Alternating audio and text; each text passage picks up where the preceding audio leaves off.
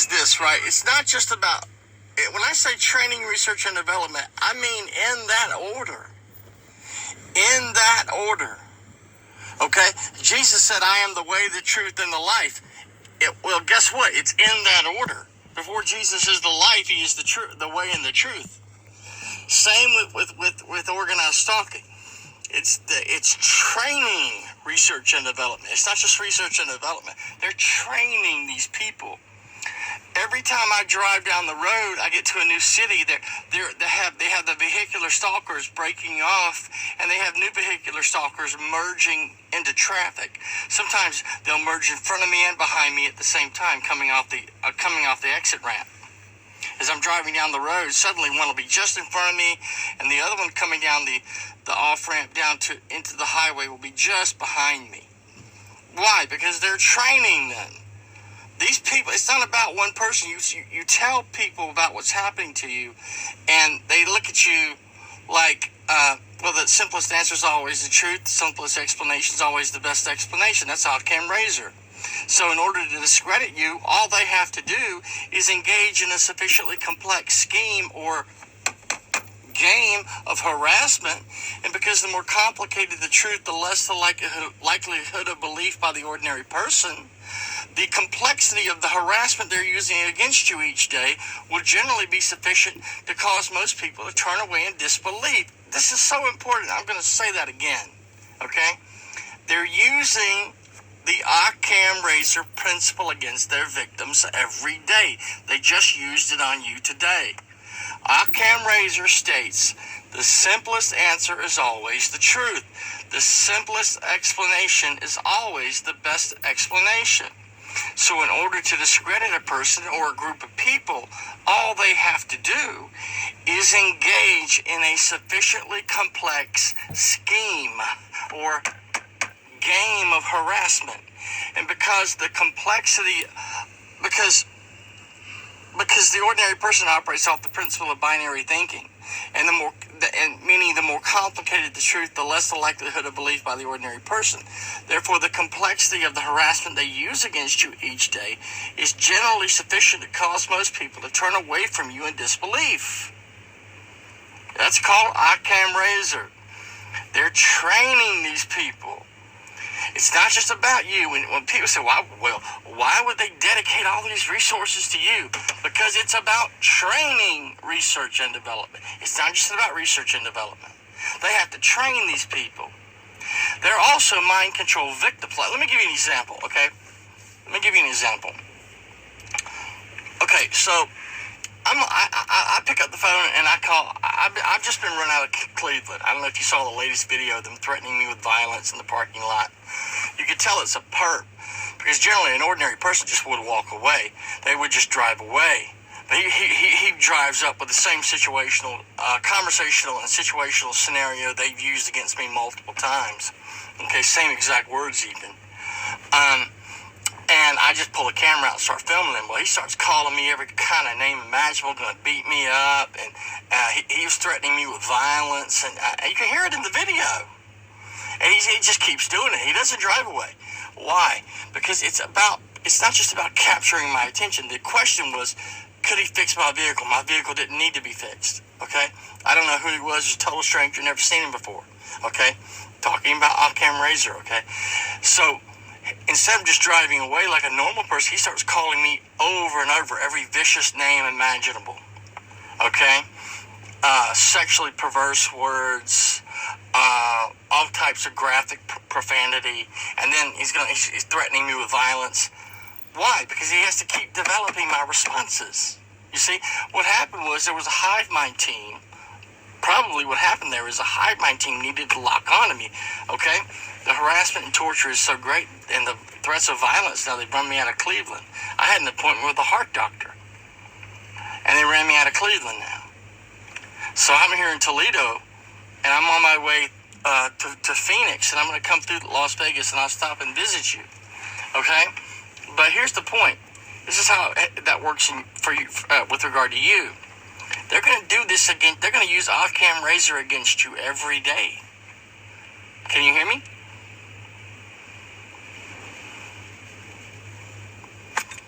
like they just did against me. Can you hear me? Yeah, it just takes me a second to turn my phone on. Go ahead.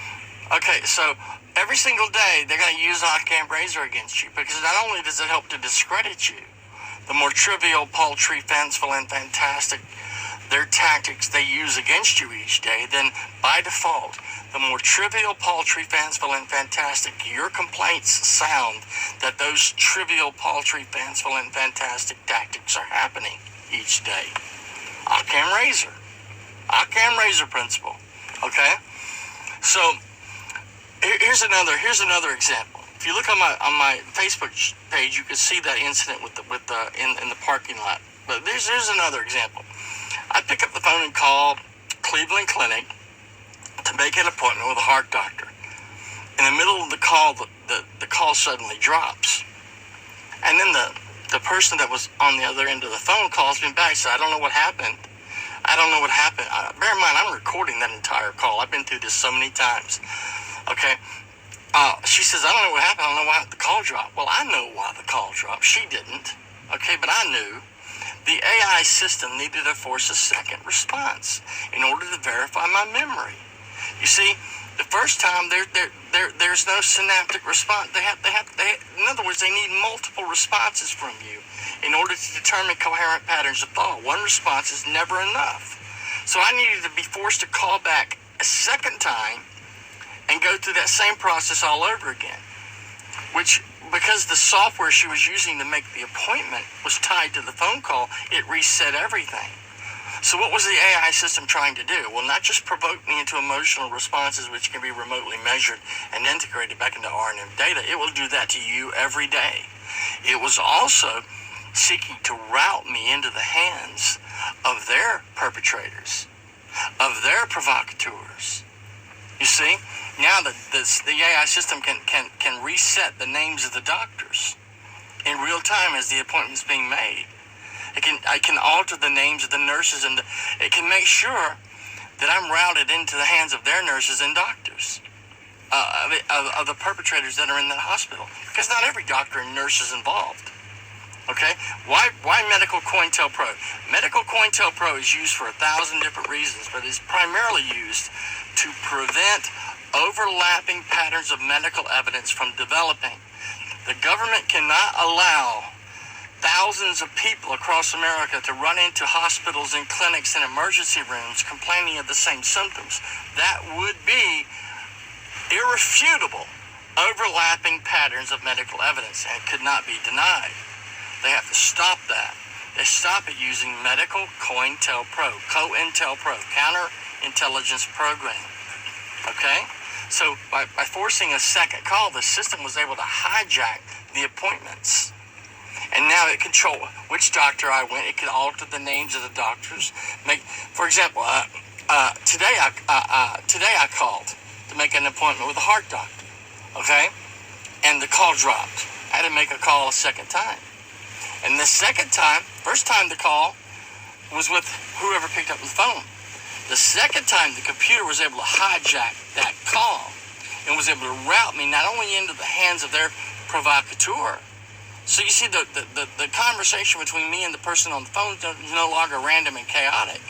It's now controlled. I'm in a controlled environment on the phone because it's now able to route me, the person picking up the phone, because they have provocateurs in every department throughout the hospital, in every hospital.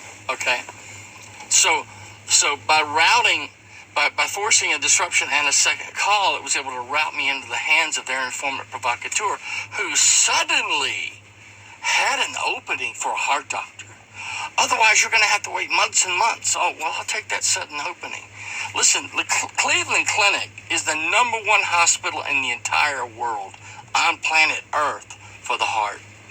People come from all over the world to see a heart doctor at Cleveland Clinic. It's number one. Okay, you know about that. Well, listen. There's a waiting list a mile long. You don't just suddenly get an opening and you can be seen in a few days. That doesn't work that way. Because what they're doing is the system is routing me into the hands of its doctors and perpetrators. Okay?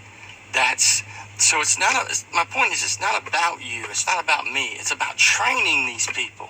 But it's also the fact that they are governed. They're not just informants and perpetrators. They're also mind control victims. They're also doomed. Once the cognitive model is complete, there's no hope. There is absolutely zero hope once that model is complete.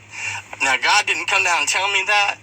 And I'm not speaking for God, but based on my understanding of Scripture and based on my understanding of the technology, once the cognitive model is complete of your will, intellect, and emotion, they own you.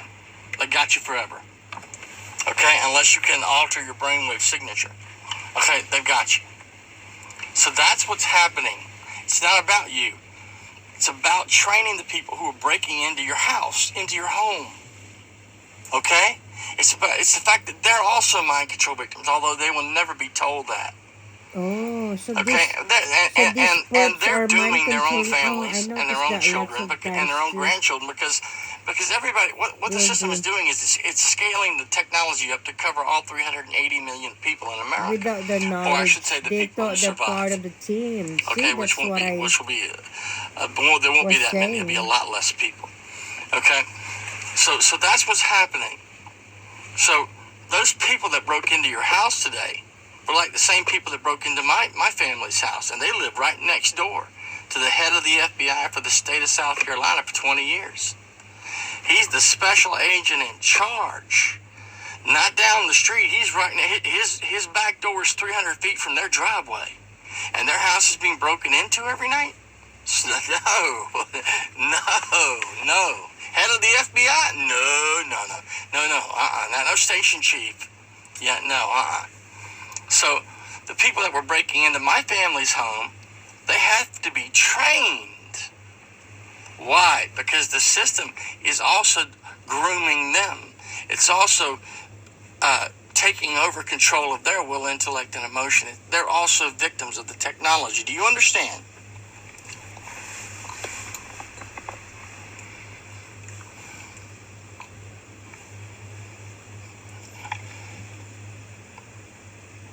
How do you keep them from... Michael, I'm not here to take questions from anybody. Anybody's. I'm not going to take their questions. I'm talking to Michael. Do you understand, Michael? All right.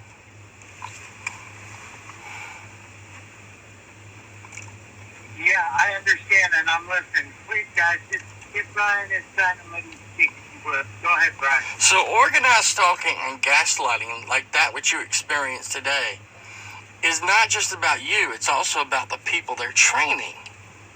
Okay? But let me give you an example of what I'm talking about. Okay, so I'm in Bangkok. I'm at the airport. I'm getting ready. I'm literally standing at the departure gate inside the terminal for a plane headed to Beijing, China from Bangkok. I'm attacked with directed energy. I collapse and I fall on the floor. Ambulance comes and gets me inside the airport. They take me to a hospital in Bangkok. Okay? I'm routed into the hands of perpetrators and provocateurs in that hospital. I'm not just allowed to see. Okay, so suddenly my insurance company. Then bear in mind that the American government knows I'm on my way to China because I already bought the ticket. I was standing at the departure gate ready to board. The plane was already pulled up. Everybody was getting ready to board. That's why we were standing in line. So I missed that flight to China. American government knows I'm on my way to China. They want to stop me from getting to China. They want to stop me from seeking medical help in China. They knew that was the reason I was going, to get medical help in China. Well, the insurance company calls me and begins threatening me to cancel my medical insurance. They're trying to stop me from going to China. Okay, well, I'm not. It doesn't deter me. I still book another ticket, buy another ticket, and I head to China. I arrive in Beijing. I jump on the. I go to a hotel, then I go immediately to a hospital. I ask for help. Okay. The doctor, the cardiologist, examines me, tells the nurse to send me up to the 4th floor cardiology department immediately. These are Chinese doctors in a Chinese hospital in Beijing, China. Okay? The nurse comes in and tells me the doctor, the cardiologist, has ordered you taken to the 4th floor for further tests because of the attacks on your heart. Okay? She didn't know anything about directed energy or anything like that. I didn't tell her all that. She just knew I had a heart problem. She didn't know about the directed energy torture. So as soon as she walks out of the emergency room, I'm sitting on a gurney. They're getting ready to take me up to the 4th floor. Suddenly my phone rings. Guess who it is? It's the insurance company canceling my medical insurance on the spot. If you know anything about China, medical treatment in China for expats is extreme. It's as expensive as America. It's as expensive. So a stress test and all the other tests that they put me through left me with tens of thousands of dollars in bills I couldn't pay. In order to get medical treatment, I was forced to leave China. And to this day, I don't have medical insurance because of that. Okay? No, why go through all of that? Because the people, they're not, because, let me give you one more example. Okay? My pastor in New Orleans, when I was working for FEMA in New Orleans as a contractor with the Federal Emergency Management Agency in 2005 through 2007. Okay, 2006. I was going to a church that was close by. Anyway, I don't remember the exact address. But I was sitting there in the office of the pastor. We were just having a conversation one day. And the pastor told me about a story about a incident that had happened with these people. Because remember, they're all part of these secret. A lot of them are members of secret societies and satanic cults, witches and covens and all that. Those people are used for training, research, and development because of their cryptic belief system, their self-importance, their illusory pride. It makes it more easier to manipulate people who are already manipulated to begin with. He tells me a story about a woman, this beautiful black woman that had come to the church. She rode a bike all the way to the church. She didn't drive, she rode a bike. And he walked out of one of the buildings on the campus, and he saw there was a bicycle parked in front of the church. He walks in, the door should have been locked. Apparently he thought he must have unlocked it, or she was able to get in, I don't know. So he walks inside the sanctuary, and there's this black lady, and she's running around naked inside the church. And that's how they do it. They defile the church by pissing and defecating and all of that. It's part of their occultic practice. They want to do all that kind of sick stuff. Okay, that's what witches do. Okay, and so he turns around. He wanted to confront her, but suddenly something said run. Well, he knew it was God. So he turned around and ran into the parking lot. But then he heard the same voice again, run. Even worse, and it wasn't the technology. It was actually God speaking to him, that still small voice. In other words, God was saying, you're still in danger. The parking lot is not far enough away. Keep running.